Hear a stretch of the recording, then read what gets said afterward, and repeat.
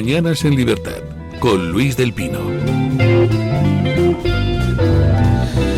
Llega el buen tiempo, la luz, los paseos, y esos paseos de primavera con el carrito de bebé, que son momentos entrañables que se guardan en la memoria toda la vida.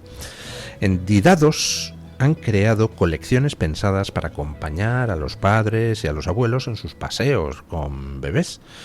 Didados es una empresa dedicada de lleno a lo más valioso, tu bebé. En Didados se aseguran de que todo lo que rodee sus primeros años sea cálido y seguro para que se sienta protegido y crezca feliz. Utilizan materiales de primera calidad y diseños exclusivos en complementos y accesorios para el capazo y la sillita. Combinan lo artesanal con materias primas sostenibles y tejidos novedosos para conseguir el máximo confort del bebé y el bienestar de los papás. Bolsos y sacos en suaves tejidos de algodón y estampados dulces muy de verano, todo perfectamente coordinado con complementos diseñados para tu día a día, como la tapa de cesta, que protege lo que más importa, porque cada detalle cuenta. En Didados se ocupan de todo para que tú solo tengas que hacer una cosa: disfrutar de tu bebé. Descubre todas las colecciones en didados.es. El Didados S con Y.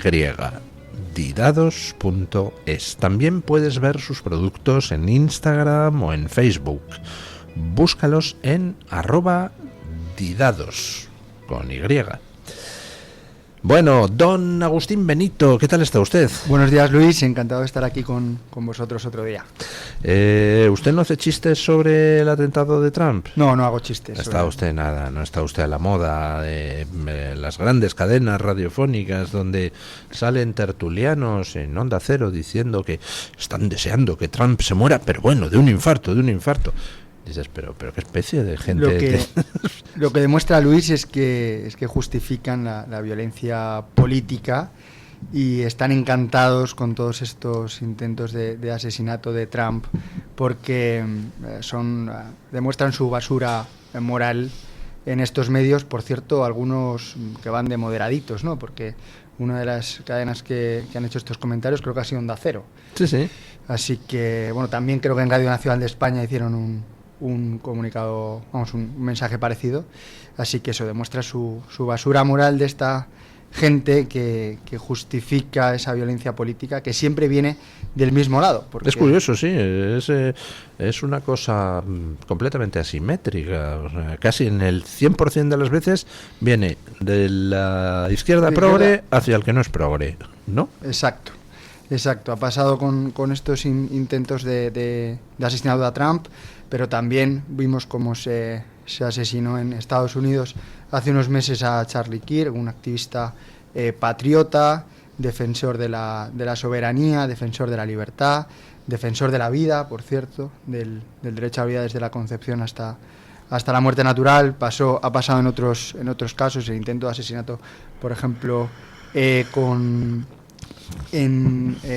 Fico, a Bolsonaro en Brasil, que también sufrió un intento de asesinato y, por cierto, ahora mismo está siendo perseguido por el régimen de Lula y del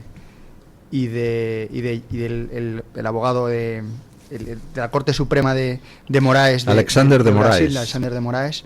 Entonces siempre viene del mismo lado, desde la izquierda hasta la derecha, para tratar de intimidar y de acabar con la vida. Bueno, lo curioso es ver cómo... ¿Recuerdan ustedes aquella fiesta de fin de año donde a las puertas de Ferraz se apaleó un muñegote, una piñata, que representaba a Sánchez en efigie? ¿Se acuerdan ustedes las rasgadas de vestiduras en esas mismas cadenas y medios moderaditos? ¡Ay, que ver qué cosas hacen, qué extremismo! Y luego cogen e intentan matar a Trump y salen al día siguiente diciendo, bueno, lo de que le disparen no me parece bien, pero todos desearíamos que se muriera de un infarto. Esos son los que ponían el grito en el cielo por apalear una piñata. Hoy lo cuenta Hughes muy bien en Gaceta, que a Trump ya le han quitado la condición de víctima y ahora ya le atribuyen la condición de actor. O sea, ya no solo que justifiquen o que alienten ese intento de asesinato, sino que ya no es una víctima, y como tiene esos postulados y tal, pues está mereciendo que acaben con su vida. En Radio Nacional de España, diciendo que iban a analizar en el programa qué responsabilidad tenía el propio Trump en su intento de asesinato. Radio Nacional de España. Digo yo que la embajada americana tomará buena nota de qué cosas dicen los programas del gobierno español, ¿no? Sí, es increíble que desde una cadena pública, bueno, lo vemos también en televisión española todos los días con esos programas de activistas de extrema izquierda, contra buena parte de los españoles, pues que están en contra, por ejemplo, de toda la cuestión esta deriva del gobierno, con regularización masiva, etcétera, pero esa criminalización de parte de los españoles, criminalización de parte de dirigentes internacionales que no concuerdan con su política, viene desde medios públicos sostenidos, por cierto, con los impuestos de todos los españoles. Uno de los episodios más graciosos después de más chocantes después del intento de asesinato de Trump fue que corrió por las redes ayer, durante unas horas, una imagen del del frustrado asesino de Trump con una camiseta de las Fuerzas de Defensa de Israel. Y ahí estaban todos los progres. ¡Ja, ja, mirad! Era un agente del Mossad. Por supuesto, era una fotografía, era una imagen creada con inteligencia artificial, pero les da igual. Ellos, si pueden volcar basura, la vuelcan. Doña María Jamardo, que la tengo ahí muy ignorada. Días. ¿Qué tal está usted? Bien. Bueno, ¿les parece a ustedes que entremos con la actualidad judicial? Perfecto. Porque ayer creo que le tocó a usted un maratón, ¿no? Bueno, trasnochar un poco, ¿no? ¿Cuánto tiempo estuvo declarando la gente de la UCO? 12 horas y media. 12 horas y media. Sí. ¿Estuvo usted las 12 horas y media ahí? Pues ahí pendiente, sí. La mayoría en el Supremo físicamente y después ya en remoto, pero conectada, por supuesto, al vídeo en directo. Cuéntenos sus impresiones. Bueno, mis impresiones es que ayer entró la causa judicial en la fase terminal para los Esta acusados. Es la última semana, ¿no? Esta es la última semana. Bueno, hay una parte que afecta la semana que viene a temas ya documentales, de conclusiones y demás, pero ya es un tema pura y estrictamente jurídico de las defensas y de las acusaciones. En cuanto a lo que es paseillo de testigos, peritos y acusados por el banquillo del Supremo, esta es la última semana. De hecho, mañana es el turno de Ábalos, de Koldo y de Aldama para contestar a las preguntas de acusaciones y de sus propios abogados y a ver cómo salen de la de la escena de ayer, porque es verdad que más allá del titular de las 12 horas de la UCO sentada contestando a las preguntas que le formulaban, la verdad es que tanto el comandante Moreno como el teniente coronel Balas despiezaron uno a uno los delitos que pesan sobre la cabeza de los ínclitos, ¿no? Tráfico de influencias, malversación, cohecho o sobornos, organización criminal, es que no se dejaron nada en el tintero y creo que poco a poco las evidencias que se habían ido deslizando durante las sesiones previas ayer quedaban absolutamente apuntaladas, ¿no? Yo creo que el ataúd ya quedaba un poco más clavado y sobre todo desde un punto de vista del relato, digamos, político, más allá de lo jurídico, es muy de agradecer que sean los profesionales de las fuerzas y cuerpos de seguridad del Estado, que también han sido señalados por Sánchez, y que sabemos que además el teniente coronel Balas fue objetivo de esas cloacas socialistas que encabezaba Leire Díez, que está procesada en otra causa en paralelo precisamente por esto, por buscar asuntos turbios de estos mandos policiales, de jueces, de fiscales y de todo aquel que supusiese un estorbo que fuese incómodo para la corrupción del gobierno de Pedro Sánchez. Pues hombre, es de agradecer que esa disertación, que ese espectáculo que proporcionaron ayer desde el punto de vista del conocimiento de la materia, del detalle, de lo investigado, de la trazabilidad, porque porque están tratando de argumentar o de anular la causa diciendo que fueron ilegales esas entradas y registros, la incautación de los teléfonos móviles, el ordeño de esos terminales y demás. Pues nada, para quien tuviera dudas, 12 horas de... Dentro, aunque no es de lo más importante, pero dentro de lo que era el interrogatorio, los abogados de Koldo, de Ábalos, intentaban echar por tierra las inferencias realizadas por la UCO acerca de las palabras clave que utilizaban en sus comunicados. No, cuando hablábamos de chistorras y esas cosas. Y ahí la UCO les machacó de lo lindo. Separaron mucho en ese aspecto, en el de las chistorras, aunque no fue el más relevante, sí separaron más en el tema del café, la cafetera e incluso del aceite, que se refería al dinero en efectivo, que se necesitaba para seguir engrasando la maquinaria. Con eso se referían a que había que seguir untando a la gente de la trama y por lo tanto se necesitaba líquido, se necesitaba dinero en metálico, contante y sonante, para poder entregar en mano sobres o no sobres y tener contentos al ex asesor Koldo García Izaguirre y al exministro Ábalos, exministro que por cierto durante varias de las ocasiones y de las explicaciones de la UCO quedó acreditado que tenía el dominio material del hecho y que fue además pieza clave, ¿no?, en esa trama, en esa organización, en esa jerarquía, porque sin la presencia del ministro, y así lo decía la UCO, no se hubieran conseguido la mitad de las cosas o se hubieran alcanzado la mitad de los contactos que se alcanzaron estando él o siendo él la carta de presentación para lograrlo. Pero tal como lo presentaron, dejaron a Ábalos como alguien a quien la trama había comprado. Es decir, que no era el cerebro de la trama, era un punto clave, porque sin él no había ciertos contratos, pero se apuntó a que los cerebros estaban como en altas instancias, ¿no? Bueno, dijeron que Ábalos era una pieza cualificada de la trama, es decir, que su papel era relevante al 100%, no prescindible.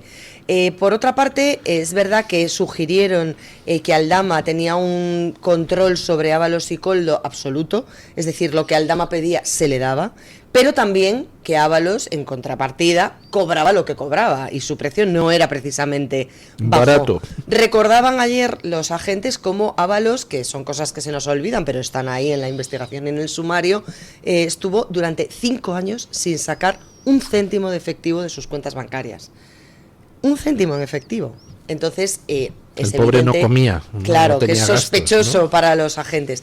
Y luego es cierto que de esa parte que se gestó, que germinó en el Ministerio de Transportes, la UCO señala a que esta trama permeó, y es la palabra que utilizó, a otras administraciones públicas con cierta facilidad, teniendo un acceso directo a altas instancias del Estado.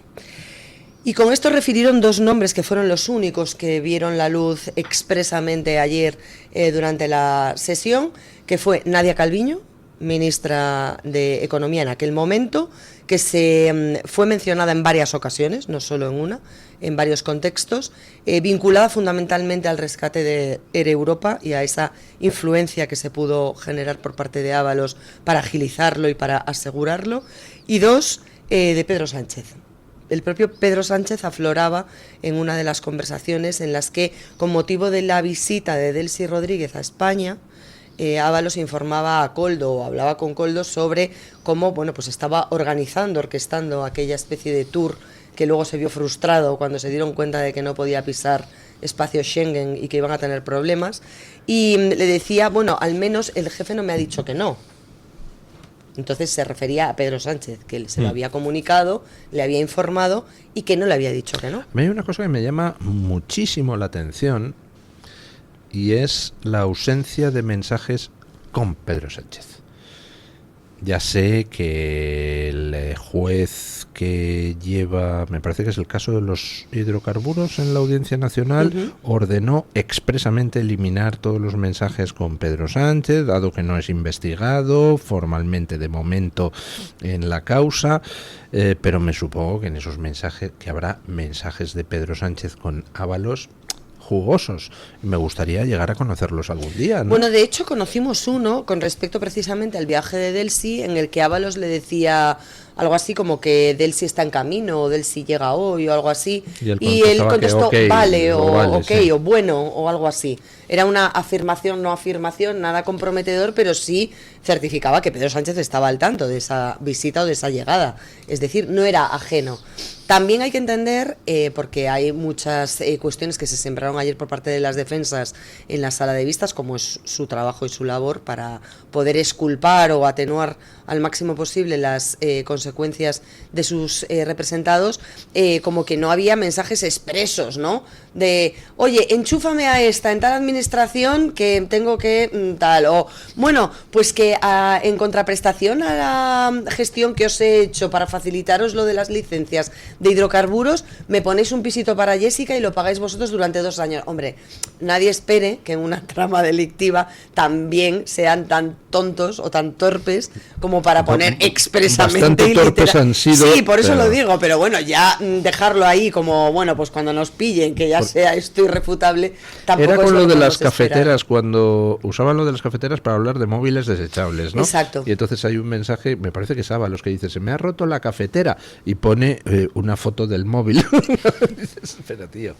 Bueno, sí. Don Agustín, ¿a usted qué le ha llamado más la atención del juicio hasta el momento? Bueno, a mí me ha llamado la atención que el teniente coronel Balas hablaba del papel de Aldama, del papel de Ábalos, y yo creo que sobre todo esa apertura a altas instancias esconde que evidentemente Pedro Sánchez debía saber, es inverosímil que no supiera nada de esta cuestión. Y yo me gustaría saber qué cortina de humo va a utilizar el presidente del gobierno, Moncloa, sus terminales mediáticas para esconder este escándalo que probablemente sea la punta del iceberg de la corrupción del Partido Socialista. Pues la Kitchen, ya te lo digo yo, que están ahí machacando con la Kitchen, que está muy bien, hay que informar efectivamente de ese juicio, y es verdad que las prácticas corruptas no deben admitirse en ningún caso, en ninguna circunstancia en democracia, sea quien las ponga en práctica, pero es verdad que están intentando contrarrestar con un televisión asunto... española y es Kitchen mañana, tarde y noche, pero ¿no? es que es una cosa abrumadora. Con respecto a eso, ahora que lo mencionan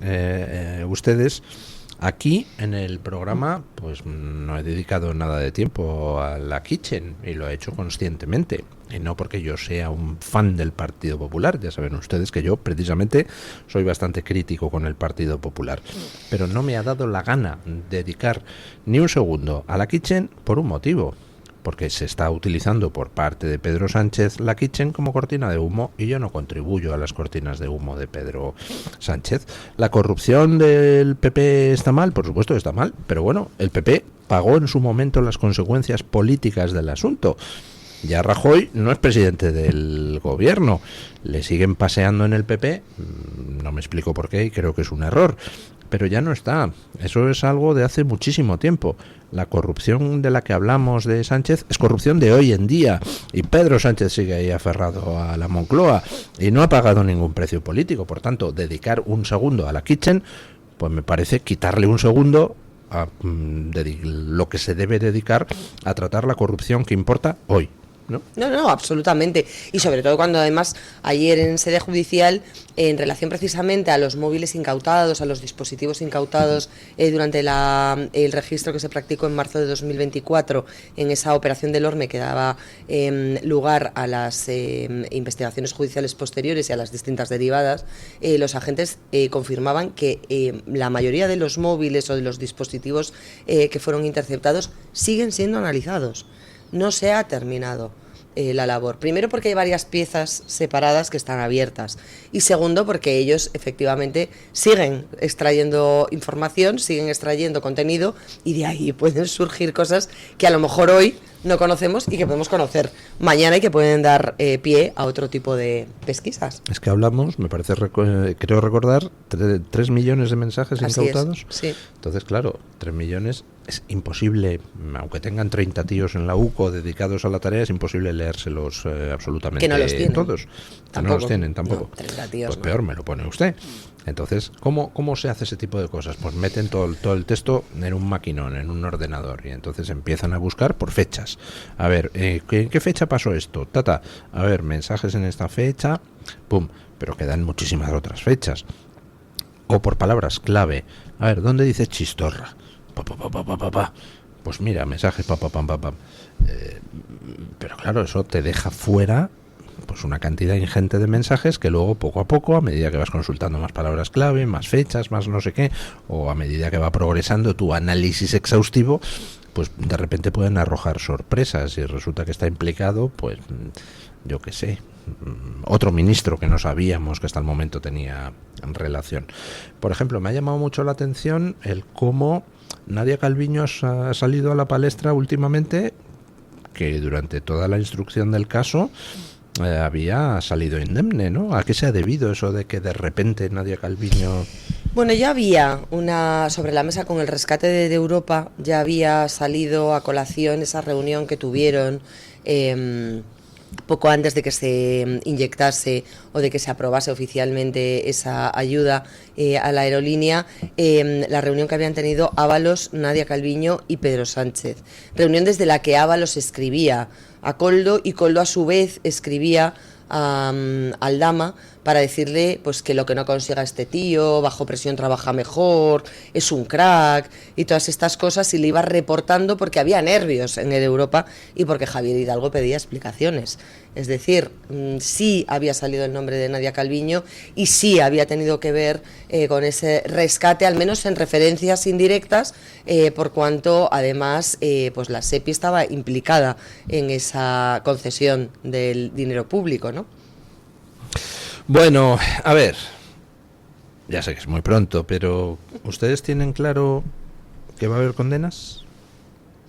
Yo creo que sí. Habrá Yo condenas creo que sí. a Ábalos, a Koldo, y veremos cuál es la razón desde arriba del gobierno de Pedro Sánchez, pero sí habrá condenas.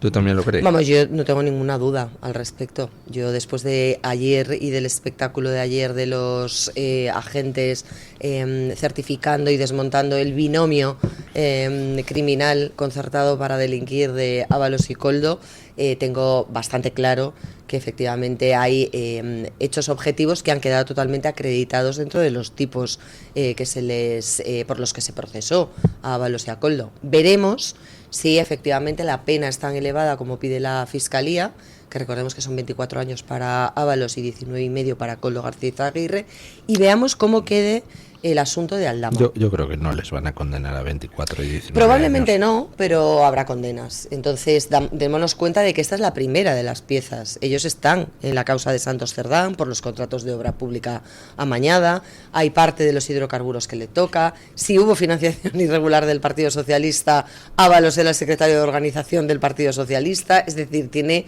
un abanico para elegir de condenas que si se van sumando y si se van enlazando, a lo mejor pueden suponer una cantidad nada desdeñable para el exministro. Una última curiosidad. ¿Por qué Koldo se ha dejado aspecto de León Tolstoy? Pues lo que dice, o la explicación que ha dado, la única que a mí me consta, es que como tiene una niña pequeña, y él vive en Alicante, si no me equivoco, en Benidorm, no quiero equivocarme, pero que es una población pequeña donde todo el mundo se conoce y él precisamente no pasa desapercibido, porque es un hombre alto, de una envergadura notable, pues quiere pasar lo más desapercibido posible a futuro. Entonces quiere desligar esa imagen que pueda tener ahora en el juicio de la que podrá tener a futuro, que me imagino que pasará por raparse el pelo, raparse la barba, sacarse las gafas, o sea, parecer una persona totalmente diferente, porque no quiere que su hija le identifique ni le recuerde sentados en ese banquillo de los acusados cuando crezca. Esta es la explicación que ha dado. Me parece una buena explicación. Pues es lo que nos han contado. Bueno, pues vamos a hacer una pequeña pausa publicitaria y continuamos con la tertulia. Tu voz, tu libertad, tu radio. Radio Libertad. Ser líder no es brillar, sino iluminar. No es dejar huella, sino abrir caminos. Es saber que siempre puedes dar un poco más. Alimenta lo que te hace líder. El Pozo y Carlos Alcaraz, líderes en España y en el mundo. El Pozo Bienestar, el sabor de la vida. ¿Quién no ha oído hablar de Don Quijote? El caballero que confundía molinos con gigantes, pero que también nos dejó frases eternas como «La libertad, Sancho, es uno de los más preciosos dones que a los hombres dieron los cielos». Ahora tienes la oportunidad de descubrir el Quijote de una forma clara, cercana y divertida. Un ciclo para entender la obra de Miguel de Cervantes sin complicaciones, disfrutando de sus historias, su humor y su sabiduría. Más información e inscripciones en el 91 6 16 24 64 o enviando un correo a clubdeamigos@clubdeamigos.org. ¿Sabes que hay 30.000 muertes en España por infartos? ¿Sabes que por cada minuto transcurrido las posibilidades de sobrevivir disminuyen en un 10%? ¿Y sabes que una ambulancia de media tarda en llegar a nuestra casa entre 10 y 12 minutos, produciéndose 3 de cada 4 infartos en nuestro hogar? Por todo esto, nace el proyecto Protege tu Vida. Tu hogar cardioprotegido con el mejor desfibrilador y de fácil uso. Ponlo en tu casa. Pide información al teléfono 900-730-061. Recuerda el desfibrilador que salva una vida. Infórmate 900-730-061. Escucha este programa cuando y donde quieras. No importa si te perdiste el directo, porque lo tienes completo en podcast. Encuéntranos en iVoox, Spotify, Amazon Music y Apple Podcasts. Radio Libertad, a un clic de distancia.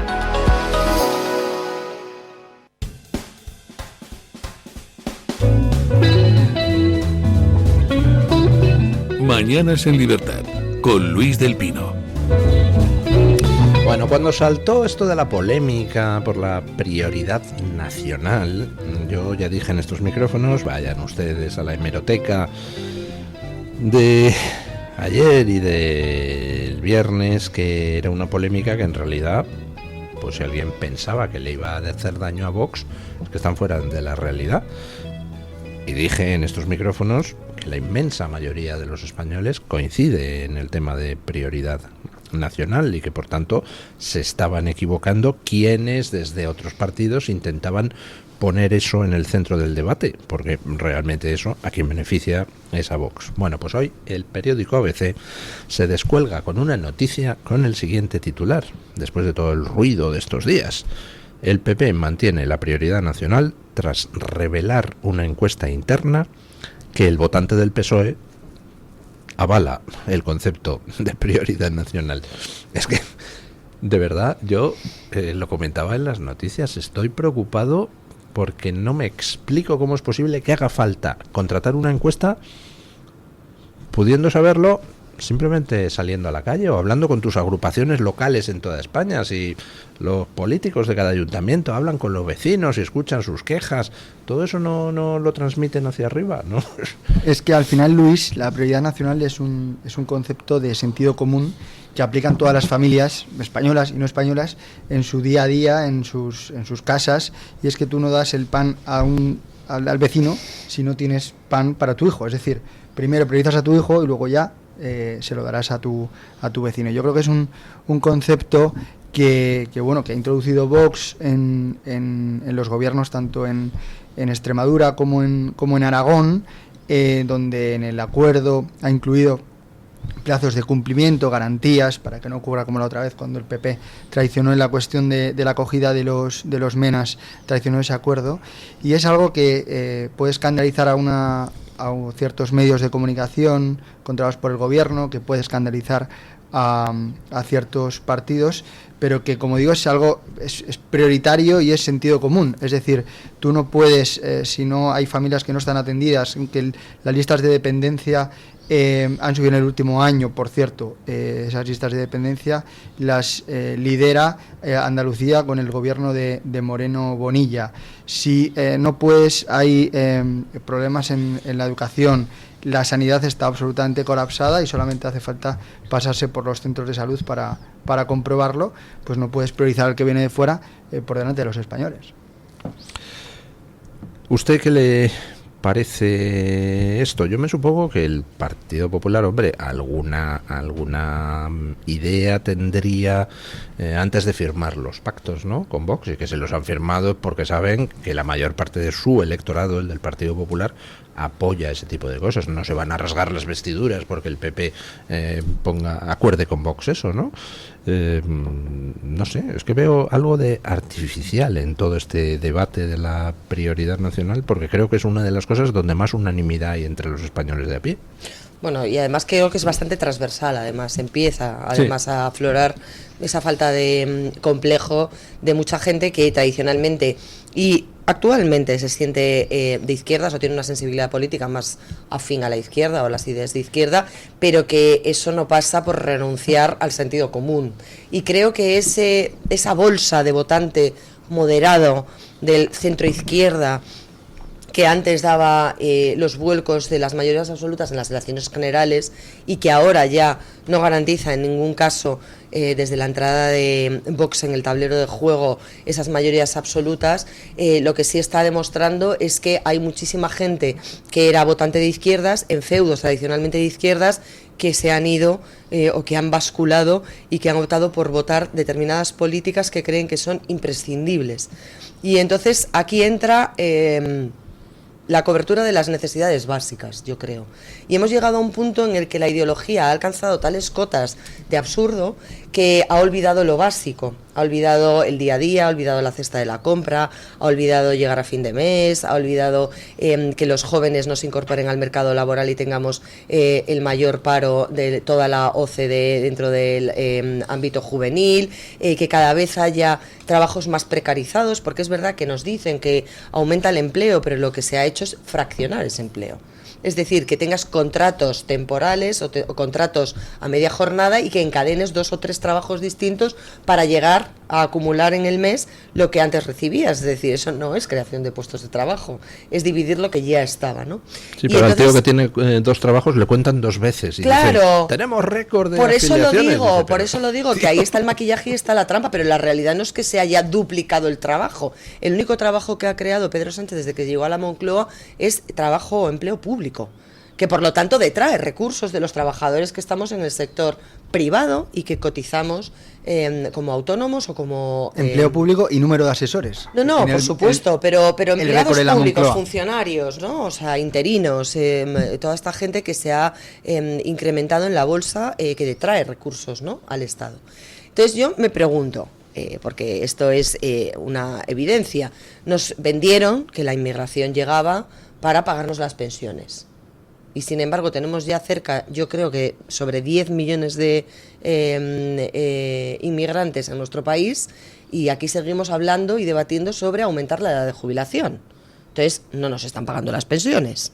Y mi pregunta es, ¿quién se las va a pagar a ellos?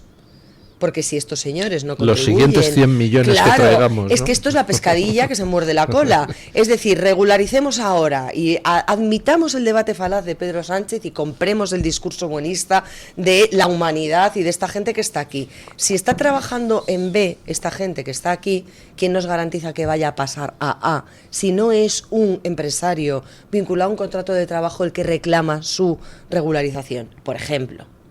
Y además, si tenemos en cuenta que la mayoría de la gente que está aquí accede a esa regularización obteniendo un certificado de vulnerabilidad, ¿quién me garantiza que está trabajando ahora mismo? Si son vulnerables, se sobreentiende que no tienen medios y que por lo tanto van a necesitar una serie de ayudas que ahora van a estar a su acceso, al acceso o a su alcance, precisamente porque ya están en situación de reclamarlas de manera evidente, ya no están fuera del sistema, están dentro del sistema. Luego la reagrupación familiar. Claro, dentro de la reagrupación familiar estamos hablando de que no es que vayas a traer el marido a su mujer, que habrá casos. Habrá muchos casos en los que traigas a tus padres mayores de 60 años o de 65 años o a tus hijos menores de edad y por lo tanto que también detraen recursos y no aportan a la caja común. Entonces, a mí es que todo esto, asumiendo el debate buenista de Pedro Sánchez, me parece que objetivamente no tiene un pase. Estoy segura de que son conscientes de ello y también estoy completamente segura de que esto es una cortina de humo para tenernos entretenidos, que no se habla de otras cosas y sobre todo que no se ponga el grito en el cielo con el tema de los expatriados, o sea, de los expatriados, de los descendientes de nacionales españoles que con la ley de memoria histórica sí están adquiriendo la nacionalidad por la vía rápida y que van a poder votar en las próximas generales. Sin haber pisado jamás España. Entonces, claro, mientras nos están cambiando la base demográfica por un lado, aunque no puedan votar, la base censal de los votantes, de los nietos o bisnietos de españoles que nunca han venido a España, que no tienen vínculos, que no tienen raíces, que ya no tienen familia aquí, pero a los que se les está dando carta de naturaleza para poder decidir sobre lo que pasa aquí, pues nada, aquí estamos entretenidos hablando de si hay que priorizar o no. Yo es que creo que no debería ser prioridad nacional, debería ser excepcionalidad nacional.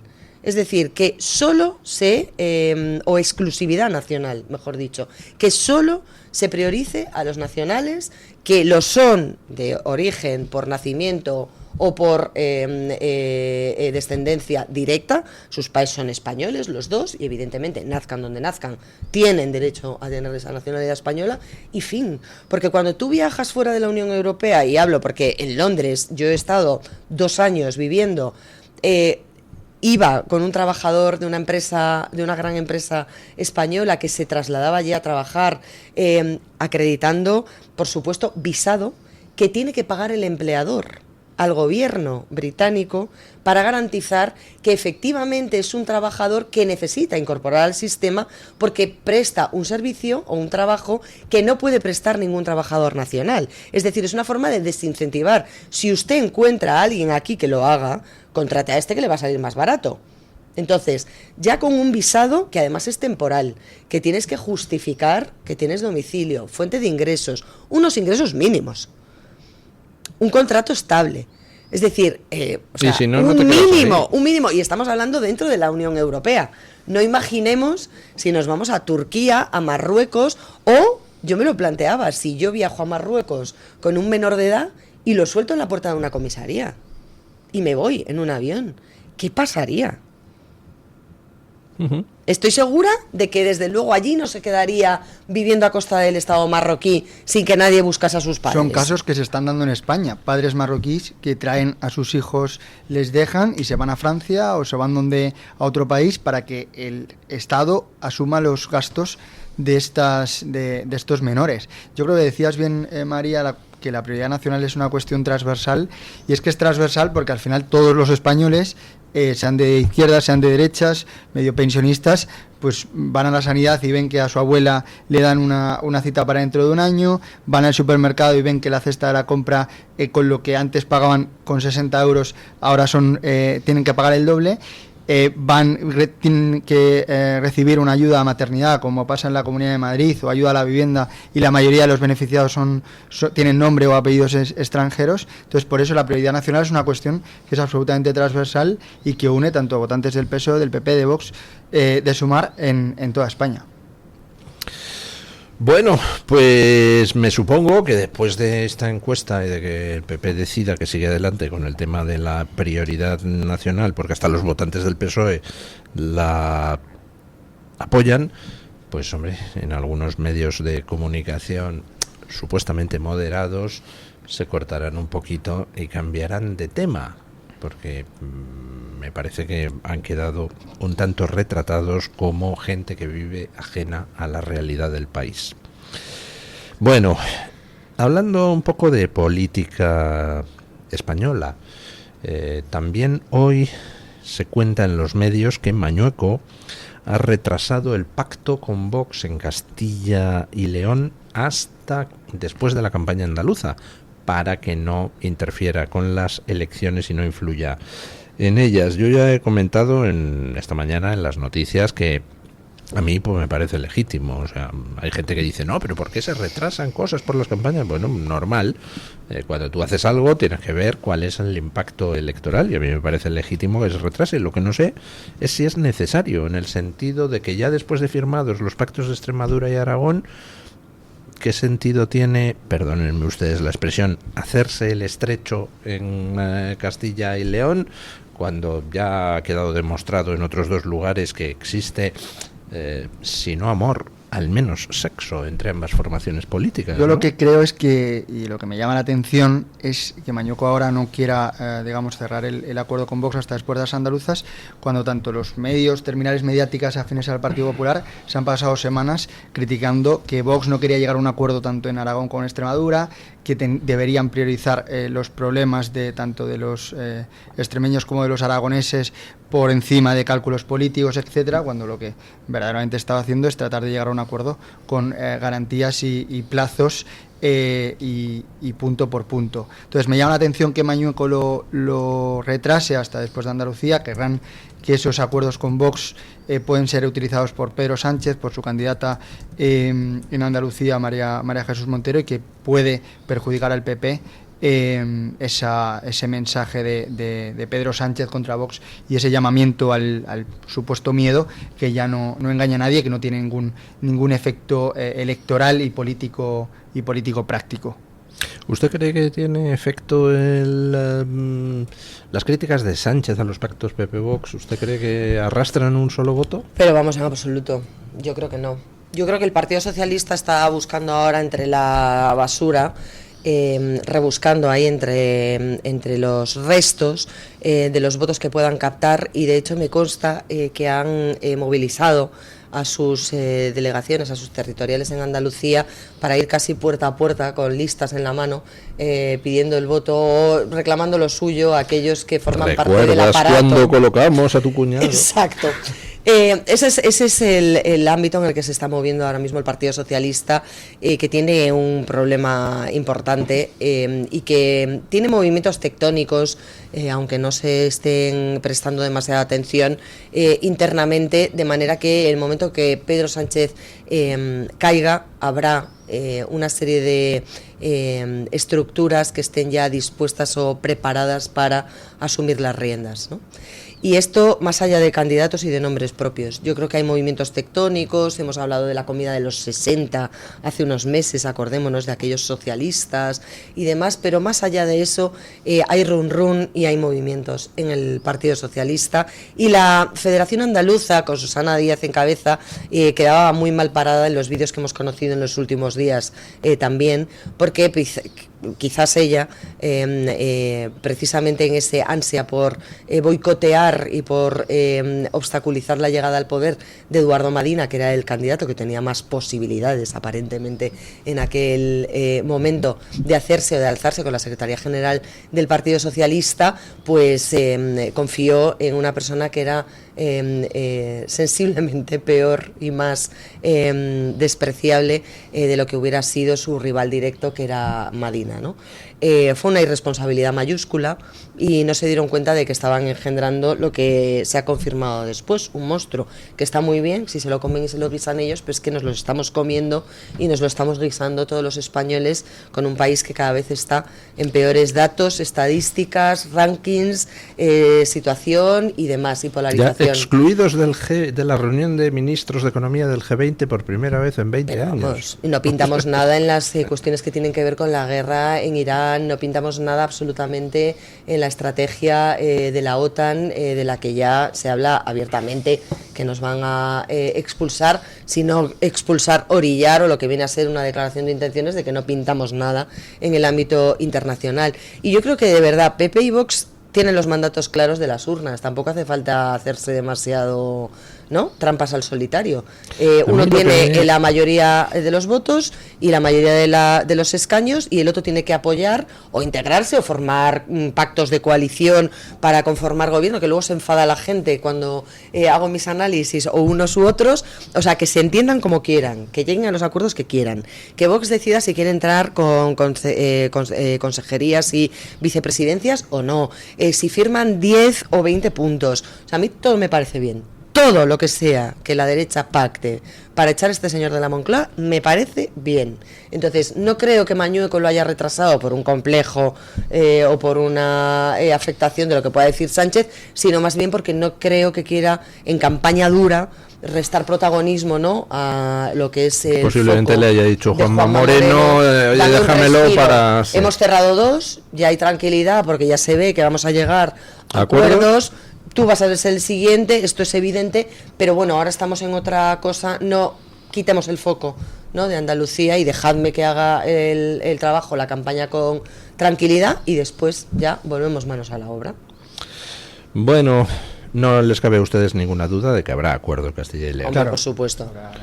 Y ¿Y en Andalucía qué va a pasar? ¿Va a sacar mayoría absoluta Bueno, yo Juanma creo que Moreno? ¿No la va a sacar? Los sondeos le dan al borde de la mayoría con una ventaja de un escaño. Yo, si tuviera que apostar, diría que se va a quedar, se quedará cerca, pero que Juanma Moreno va a perder la mayoría y evidentemente pues va a tener que depender de Vox en la siguiente legislatura. ¿Usted también cree eso? Yo creo que sí que saca la mayoría absoluta, pero vamos, si no fuese así, tampoco pasa nada por añadir un pacto más.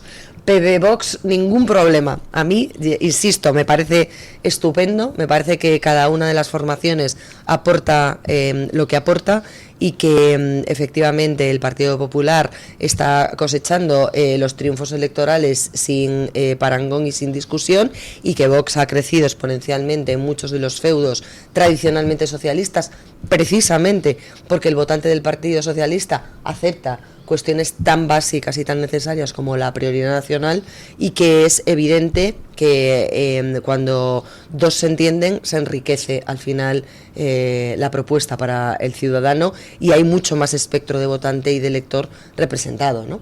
Así que adelante con ello. Bueno, pues vamos a ver qué pasa en esas elecciones andaluzas. Yo, como les he pedido que se pronuncien a mis dos tertulianos, y van ustedes a decir, oiga, usted es el capitán Araña, que envía a sus hombres al frente, pero él se queda en España, ¿no?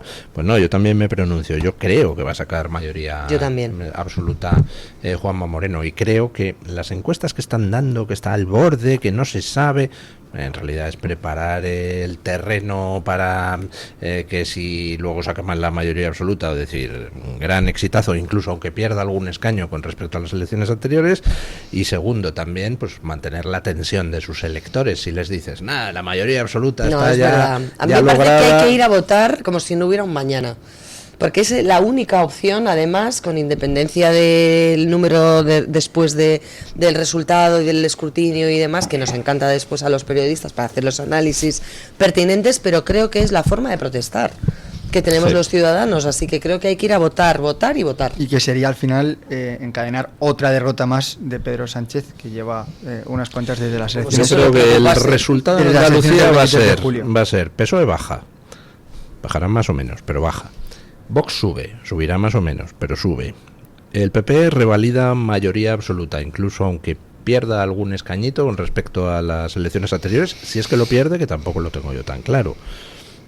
Y ya está, pues posiblemente haya gobierno en solitario de Moreno Bonilla, y para el PSOE es acumular otra derrota, otro palo, pero eso a Sánchez le da lo mismo.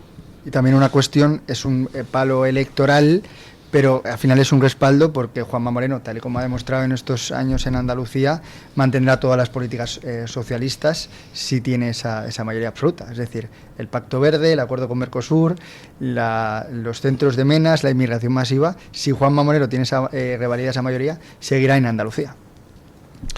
Pues yo creo que la va a revalidar. Veremos. Bueno.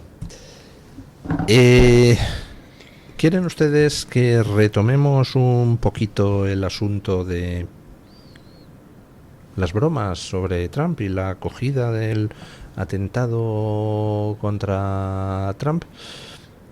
Habíamos empezado la tertulia comentando brevemente, pues en fin, algunos análisis peculiares tanto en Estados Unidos como en España sobre el atentado, donde más o menos pues se decía que la culpa la tenía el propio Trump, si es que no había montado el propio Trump el atentado, ¿no?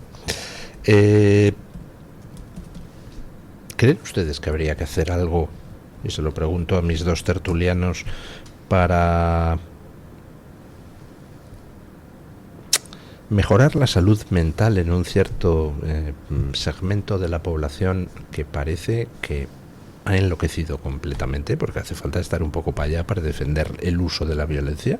Sí, o sea, parte de los medios, o bueno, parte no, todos los medios o muchos de la izquierda ha enloquecido desde hace años justificando esa violencia política, que como hemos comentado siempre viene del mismo lado. En Cataluña hace unos días, en las fiestas de Sant Jordi, se atacó de manera coordinada a carpas de Vox tanto en Sabadell, en Mataró, en Barcelona, y es el partido, también lo ha sufrido el Partido Popular, a veces en ocasiones en Cataluña, en el País Vasco, que sufre esa violencia política que es justificada por esos medios de izquierda. Entonces no sé si se debería tomar decisiones para que esta gente deje de estar tan enloquecida. A lo mejor ¿pero cuáles hay que hacer algún tipo de test antes de que algún periodista o pseudoperiodista coja un micrófono, pero desde luego es deleznable que se justifique esa violencia política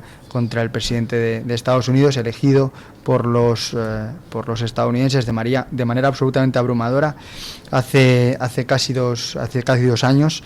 Y creo que hace 2 años, no, hace menos de año y medio, si es que resulta... Fue en noviembre, año y medio, sí.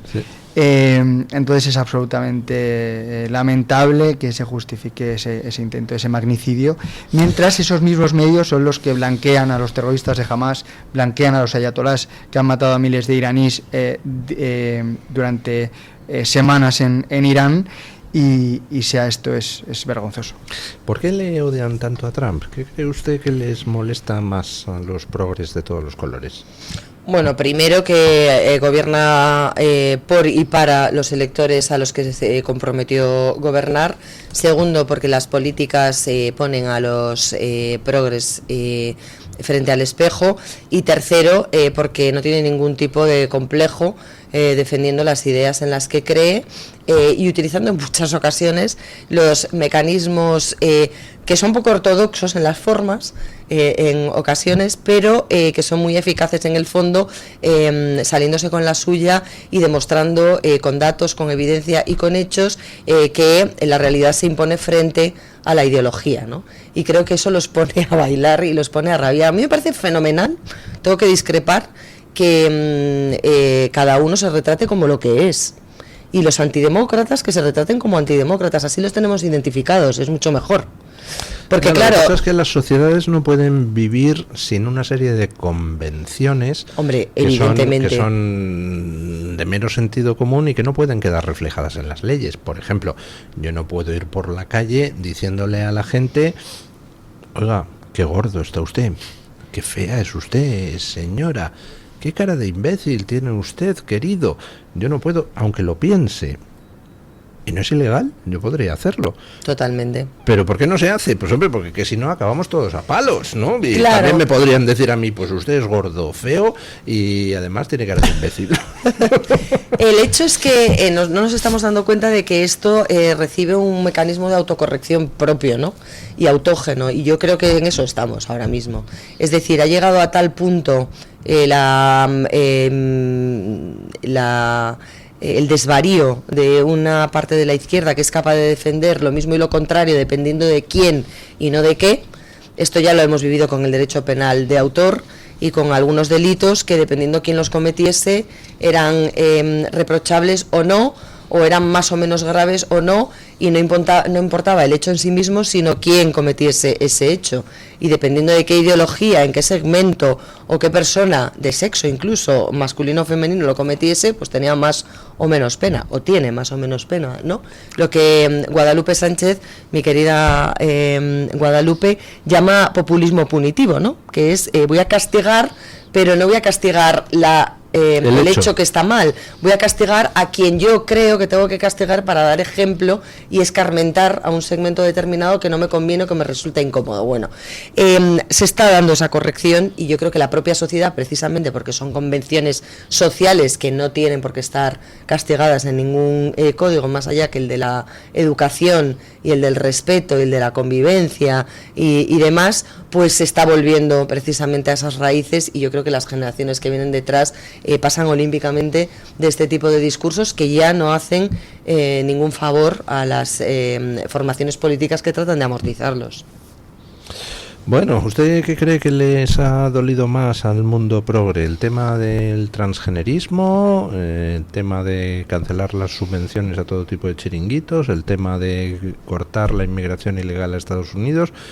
¿O es el conjunto? Yo creo que es el conjunto de decisiones que ha tomado Donald Trump, con el que yo no estoy de acuerdo en todas, pero es que a Donald Trump le han elegido para defender los intereses de Estados Unidos, la soberanía de los estadounidenses, y es lo que debe hacer cada presidente.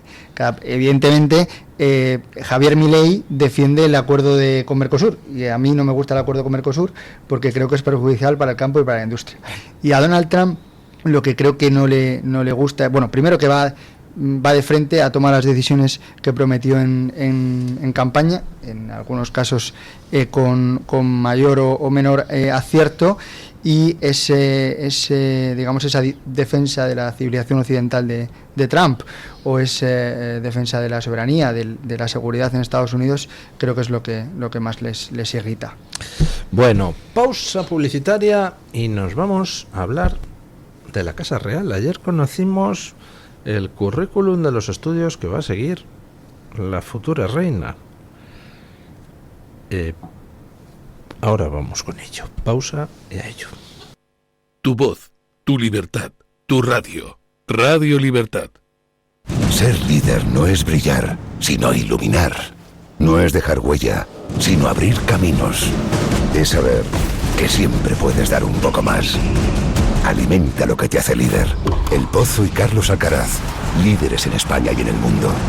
El Pozo Bienestar, el sabor de la vida. Radio Libertad, a un clic de distancia. El DHA Omega 3 es clave en el funcionamiento normal del cerebro, la visión y el corazón. Si te preocupa el deterioro asociado a la edad, debes tomar DHA. El DHA de Mederi Nutrición tiene certificación IFOS, máximo estándar de pureza y calidad. Busca DHA Pure NPD1 o visita ahora mederinutrición.com. ¿Quiere anunciarse en la radio y no sabe por dónde empezar? En Radio Libertad le brindamos la oportunidad de promocionar su negocio en una emisora comprometida con la libertad de expresión. Aproveche nuestras ofertas exclusivas para nuevos clientes. Además, si aún no tiene su anuncio preparado, no se preocupe, nosotros lo creamos por usted. Contáctenos hoy mismo a través de publicidad@radiolibertad.es o llámenos al 91 732 4895. No lo piense más, anúnciese en Radio Libertad. La libertad en tu radio. Todos los seres padecemos a lo largo del año algún tipo de dolencias más o menos graves. Gripe, contracciones musculares, alergias. El cerebro es un órgano que lo regula todo, y también nuestro entorno influye en su comportamiento. Tristeza, insomnio, obsesiones. La psiquiatría no quita los problemas, pero ayuda a mantener una actitud más real y positiva. Sin estigmas, acuda al psiquiatra. Es un consejo del Hospital Psiquiátrico San Francisco de Asís y de la Comunidad Terapéutica San Antonio de Málaga. La doctora Iradier, especialista del Instituto de Microcirugía Ocular, IMO, Grupo Miranza en Madrid, utiliza el tratamiento más eficaz para la enfermedad del ojo seco, con la nueva tecnología de luz pulsada óptima IPL. Con centenares de pacientes tratados y excelentes resultados, la doctora Iradier es referente en España de esta innovación oftalmológica. Doctora Iradier en IMO, Grupo Miranza. Teléfono 910-783-783. Calle Valle de Pinares Llanos 3, Mirasierra, Madrid.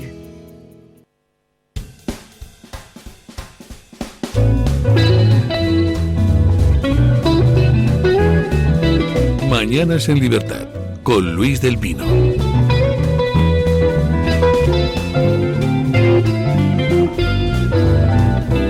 Bueno, ayer supimos cuál va a ser el currículum que va a estudiar nuestra futura reina. Publicaba El Debate cuáles son las decía que la reina va a estudiar ciencias políticas en la Universidad Carlos III, y publicaba El Debate la lista de optativas del grado que va a estudiar la princesa, entre las cuales pues hay algunas tan interesantes como inmigración, multiculturalidad y derechos humanos, política y género, cambio climático y transformación social, conflicto y violencia, política y sociedad en América Latina, filosofía política, pase. Y encima resulta que se va a topar ahí con profesores que han sido políticos de Podemos, de Más Madrid, lo mejor de cada casa. Y esta va a ser la educación que van a dar a la futura reina española. ¡Madre mía! ¡Socorro! Bueno, primero, desear que la formación que tenga la futura heredera al trono de España sea la mejor, pero bueno, a mí me surgen ciertas dudas hemos leído que comentabas, Luis, que hay profesores de Más Madrid, de Podemos, afinidad de la extrema izquierda, pero está también el que lideró o dirigió el tramabús, aquella cuestión que lideró Podemos, pues es el que lo dirige, está también entre los profesores en este grado de que aquel tramabús donde precisamente se insultaba a la familia real, ¿no? Precisamente que se insultaba a la familia real, pues ahora el que lo dirigía o lo organizó está entre los profesores en la Universidad Carlos III. Entonces, bueno, desear que tenga la mejor formación. Yo tengo mis dudas de que este estudio, este grado que va a cursar Leonor sea lo mejor para su futuro académico y laboral. ¿A usted qué le parece que haya elegido ciencias políticas en la Universidad Carlos III? Bueno, a mí me parece maravilloso que hayan elegido, como no podía ser de otra manera, una universidad pública, siguiendo también la estela de su padre, que estudió en la Complutense. Echo de menos que la formación de la futura reina de España no tenga mayor contenido jurídico, de derecho, como sí eligió su padre, o que no tenga mayor contenido incluso económico, porque me parece que también es una parte muy importante para un jefe de Estado conocer cómo opera la economía y de qué manera funcionan los resortes, ¿no?, y los mecanismos. Creo que es una formación que adolece de esas dos variables, e incluso de una tercera, si me apuras, que es las relaciones internacionales o algo de diplomacia y demás, que me imagino que se complementará por otro lado, fuera de lo que es el título en sí mismo, y que desconozco que si después se añadirá a través de algún máster o algún posgrado. El hecho de que le vayan a dar clase profesores de ideologías políticas que son contrarias a la monarquía me parece un ejercicio para la futura reina en el que podrá ensayar, aprender, observar al enemigo, nutrirse de todo lo que necesite y conocer al final la realidad que va a pisar, porque esto es una ¿Observar evidencia. al enemigo o humillarse ante él? No lo creo, porque yo creo que la infanta ahora mismo, la princesa de Asturias, ya no infanta, la princesa de Asturias, es una mujer moderna que pertenece a una generación que yo tengo muy de cerca por adolescentes y jóvenes que están en mi entorno y que desde luego no están por la labor de ceder el discurso, el debate, ni rendir pleitesía a casi nada y a casi nadie. Y lo digo porque ya en el ámbito doméstico de los comunes, de los ciudadanos comunes, es evidente que la personalidad, el espíritu y el empaque que llega con esta generación, desprovista de todo complejo y sobre todo muy ambiciosa en algunos aspectos, como conquistar tiempo propio y como conseguir determinados hitos que a lo mejor han visto a los que han renunciado sus padres o a los que hemos renunciado las generaciones anteriores por razones obvias, pues creo que no está en el ADN de esa generación el ser siervo de nadie ni el ponerse al servicio de nadie, malentendido ese servicio, porque ella sí tiene que tener una vocación de servicio a los clarísima, españoles. por supuesto. Bueno, pues vamos a ver, les entregamos una futura reina, vamos a ver qué nos devuelven de la Universidad Progre. Yo tengo mis pequeños reparos. ¿Qué quieren que les diga? Creo que la Universidad Carlos III es una universidad excelente en muchos aspectos, lo cual no quiere decir que todos los profesores o todas las carreras o todos los intereses académicos lo sean dentro de esa universidad. Pero bueno, pues yo qué sé. Si me manda un oyente una sugerencia, dice, todavía estamos a tiempo de que Sofía se declare hombre y adelante a su hermana en la sucesión de la corona, ¿no?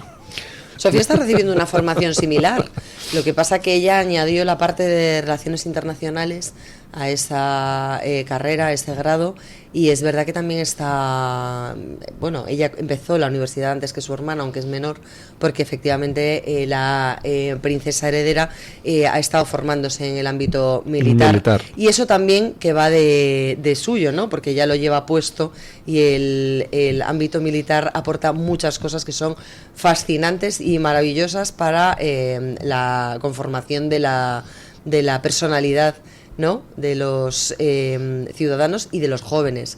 Yo, vamos, creo que viene perfectamente instruida en valores que son fundamentales para un jefe del Estado y que deberían ser fundamentales para todos los ciudadanos. Le veo a usted muy monárquica. Me gusta eso, hombre. Bueno, no, a ver, no especialmente monárquica. O sea, yo siempre he dicho que la monarquía me parece una institución anacrónica. Y que es verdad que hay algunas cuestiones que son bastante desigualitarias.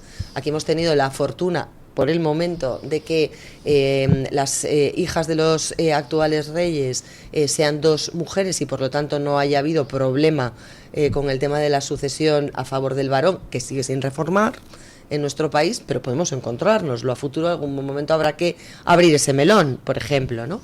Me parece que el primogénito reine o gobierne sobre el que no lo es, pues también es una discriminación por razón biológica que, bueno, es cuestionable, ¿no? Creo que hay algunas cuestiones que hoy en día, desde el punto de vista de la razón y desde un punto de vista del planteamiento democrático, no son salvables, pero sí me considero defensora de que la institución es lo que es, representa lo que representa y por lo tanto tiene que actuar como tiene que actuar, no para contentar a aquellos que nunca van a estar contentos, haga lo que haga. Entonces creo que es mucho más adecuado que la monarquía sea monarquía y no algo que se parezca a la monarquía que intente agradar, insisto, a aquellos que son antimonárquicos y que van a seguir siéndolo, hagan lo que hagan los reyes en cada época, ¿no?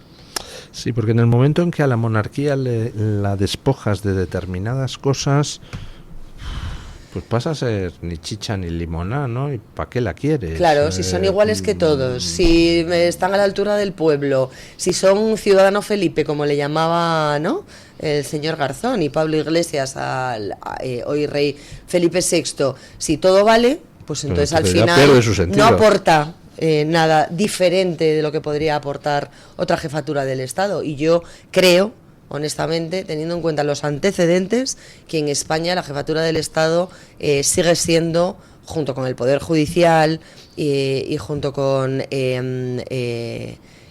algún elemento de la sociedad civil, el bastión que marca la diferencia entre el Estado de Derecho y la barbarie. Hablando de cosas, gestos simbólicos, ¿han visto ustedes la foto de la reunión entre el Papa y la arzobispesa de Canterbury? Sí, justo. ¿Qué les ha parecido? Porque yo reconozco que, bueno, tampoco me ha llamado la atención y es significativo por todo lo que representa. Es verdad que la búsqueda de la unidad de los cristianos, un poco era en esa línea, es legítima, es necesario y es un mandato al final de Cristo, que todos sean uno, dice el Evangelio de San Juan.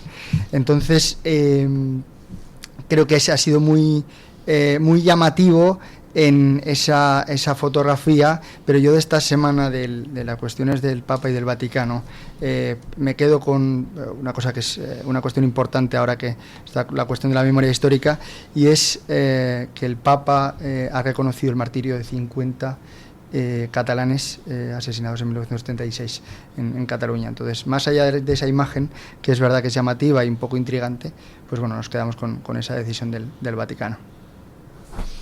¿A usted qué le parece la foto? Porque yo entiendo que forma parte de la vocación ecuménica, de tratar de llegar a superar esas fisuras que se produjeron en la Iglesia cristiana y, por tanto, reunificar todo el cristianismo en una única corriente.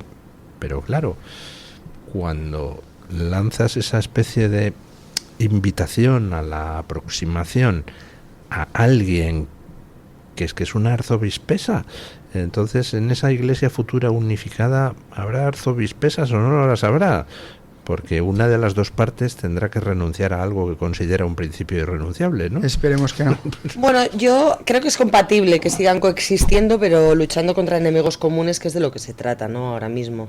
Yo creo que eso de dividir y vencerás no opera en otras religiones que vienen con facciones muy violentas y tratando de imponer mensajes totalitarios a sociedades que, gracias precisamente a sus hundidas y profundas raíces en el humanismo cristiano, más allá de confesiones religiosas y de fes que son mayoritarias, y en España el catolicismo lo es, le pese a quien le pese, históricamente y en la actualidad, pues creo que es una buena idea estar cerca de los que son afines para combatir a aquellos que no lo son.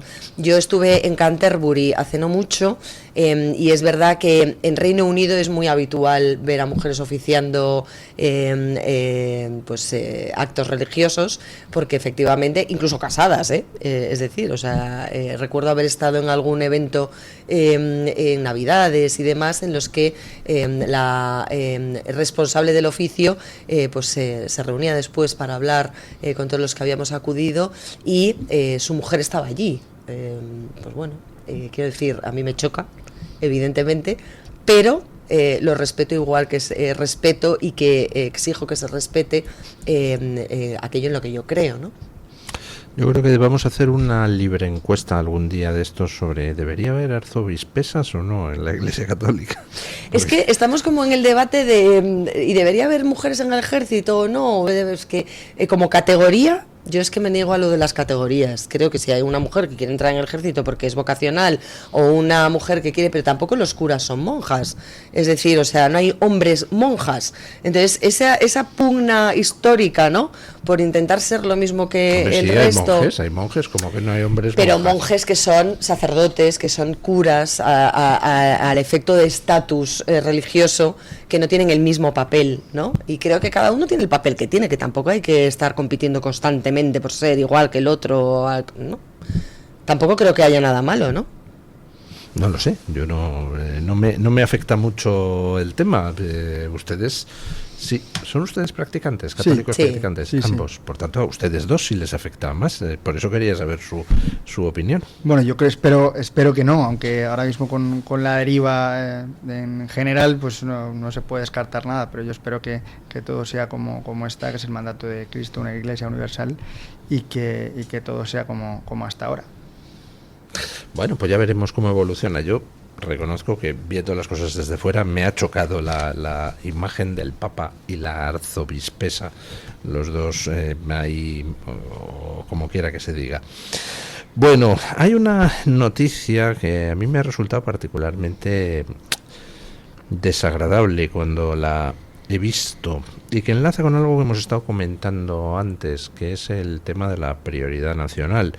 Resulta que hay un medicamento que permite retrasar los efectos del Alzheimer, medicamento que los retrasa hasta en un 30%, la progresión de la enfermedad, medicamento que ha sido aprobado por la Agencia Europea del Medicamento, y en España dice el gobierno que no lo financia porque es que hay que racionalizar el gasto público, y te lo dice el mismo gobierno que acaba de meter a 1 millón más de inmigrantes ilegales en la sanidad gratuita. Es decir, para financiar medicamentos contra el Alzheimer, no hay dinero.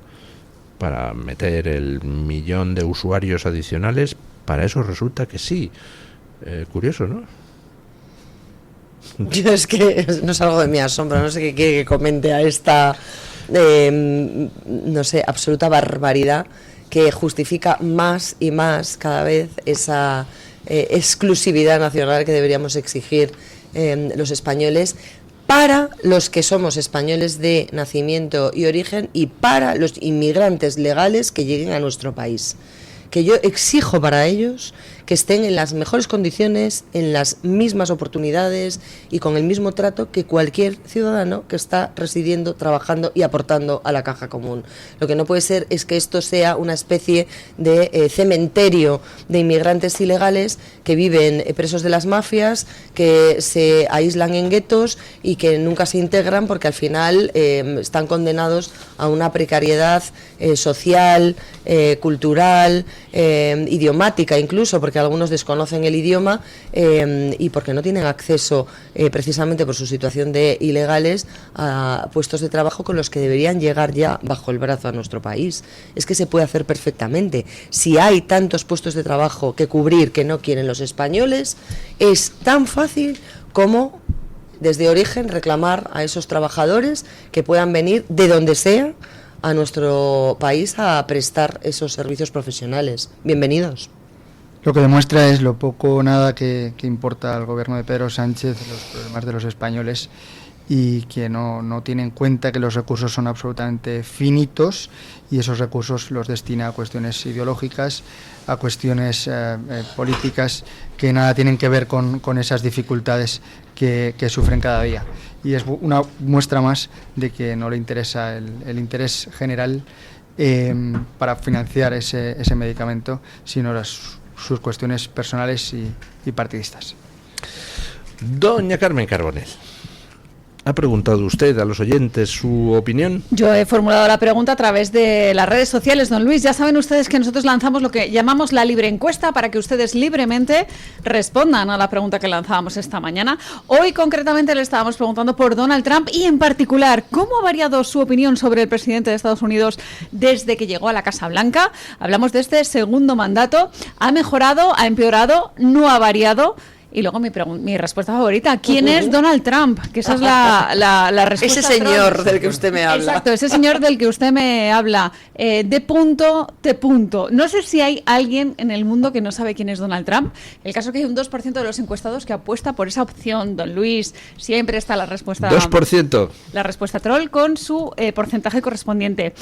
De momento va ganando con un 52% de las opciones la opción de que ha mejorado.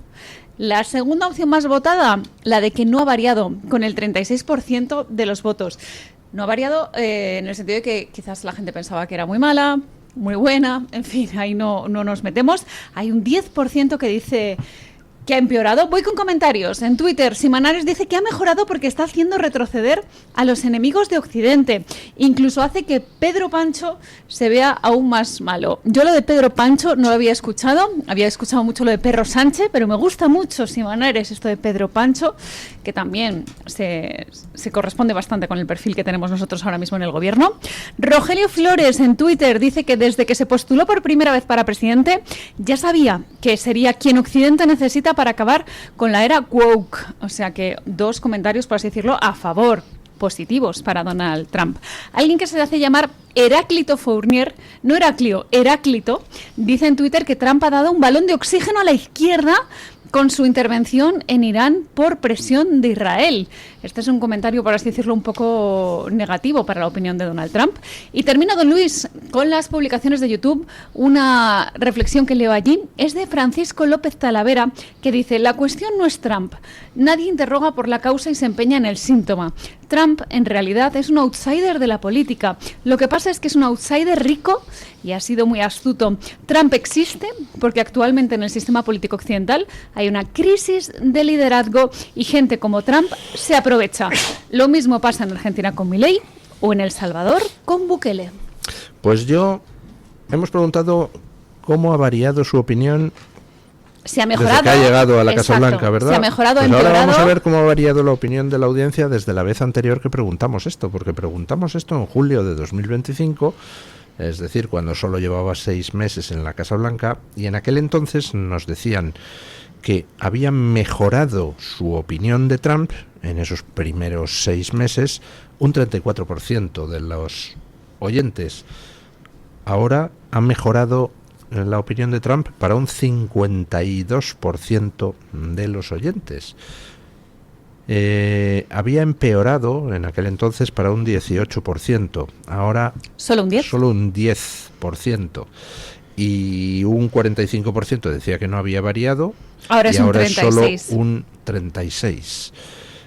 Así que bueno, parece que no solo ha mejorado la opinión de Donald Trump desde que ha llegado a la Casa Blanca, sino que cuanto más tiempo está, más va mejorando. Yo creo que, don Luis, van a ser muy importantes las elecciones de midterm, de medio mandato, que son las que se celebran en noviembre, como saben, cuando pasan 2 años del arranque del mandato del presidente de Estados Unidos. Momento para hacer pulso a cómo está siendo la gestión de Donald Trump en la Casa Blanca. Yo creo que hay mucha gente preocupada por las elecciones de midterm. Yo no tengo ninguna duda de que el resultado va a ser que el Partido Republicano revalida y con holgura la mayoría. ¿Usted qué cree que va a pasar, don Agustín Benito, en esas elecciones de medio mandato? Bueno, yo creo que el Partido Republicano se mantendrá, creo que perderá algún senador, pero se mantendrá. Y respondiendo a la pregunta, me atrevo, yo tengo la misma opinión de Trump que tenía justo en las elecciones del noviembre del 24 y cuando asumió el 20 de enero del 25. O sea, no ha variado su opinión. No ha variado, creo que es la mejor opción que tenían los estadounidenses y sin duda un dique de contención frente a los enemigos de Occidente y los defensores del wokismo. Bueno... Sin novedad en el frente, es que yo no creo que pase nada, no, porque tampoco creo que... Usted como yo teníamos buena opinión desde el principio. Yo siempre dije que iba a salir en las segundas elecciones, recuerda que apostamos por el segundo mandato, cuando nadie apostaba por ese segundo mandato, éramos los raros, ¿no? del manicomio, defendiendo que iba a salir otra vez, y además ahora se están traduciendo muchas de las decisiones que Donald Trump tomó durante su primera legislatura. Y se está viendo además pues la segunda parte o la secuela de aquellas decisiones que tomó en su día. Así que yo creo que llegó para terminar su proyecto, ¿no? Sí, a fe mía que lo va a terminar. Gracias, doña Carmen Carbonell. Gracias, don Agustín Benito. Gracias, doña María Jamardo. Gracias a todos ustedes que nos han mandado su opinión o que han votado en la libre encuesta. Y será cuestión de poner punto final a la tertulia. ¿Con quién? Pues con nuestro amigo don Paco Linares, que nos viene a recordar que en política las mentiras vencen, pero la verdad convence. Buenos días, don Paco. Gracias. Mis saludos más cordiales. En política, in illo tempore, tendríamos a creernos todo lo que nos decían. Cuando me tropecé con la democracia en 1978, me fasciné de mí mismo. Escuchaba en un meeting decir una cosa y me gustaba. Y en otro meeting de diferentes partidos oía lo contrario y también me ilusionaba. Y me dije, o alguien miente o me he vuelto salado. Todo el mundo me vencía. Un servidor carecía de criterios, de argumentos. Entonces me fui a la historia. De lo único que estaba seguro es que nunca iba a votar ni al PSOE ni al Partido Comunista. El eurocomunismo, como le llamó Carrillo. Carrillo era un lobo feroz disfrazado de cordero, que también se le puede llamar como el verdugo de Paracuellos. Hace tiempo aprendí que el movimiento se demuestra andando. Que me pueden engañar una vez y no es mi culpa, pero la segunda vez que el mismo político me engañe, entonces sí, la culpa es mía por gilipuertas. También la historia me enseñó que la división es tan solo buena para quienes solo buscan hincharse, sacar dinero, poder. Y entonces leí sobre los reinos de Taifa, también estudié en los cantones de la Primera República y vi cómo hemos vuelto hacia atrás. Hemos vuelto a caer en el despilfarro a las que las autonomías nos han conducido. Solo he visto un partido que sea capaz de dejar el poder y se marche a la oposición, donde antes cogobernaban, cuando les obligan a aceptar menas y falsos menas ilegales en las comunidades autónomas donde estaban ellos, y era Vox, que gobernaba con el Partido Popular, y entonces Vox en esas regiones se iba a la oposición. Esto es andar. Ahora toca escuchar mentiras. Sánchez, entre unas y otras intervenciones, ha prometido más de 600.000 viviendas. La última promesa, pues han sido 200.000, y María Jesús Montero para Andalucía 100.000 viviendas. También se compromete a garantizar por ley que el médico de familia atenderá en 24 o 48 horas.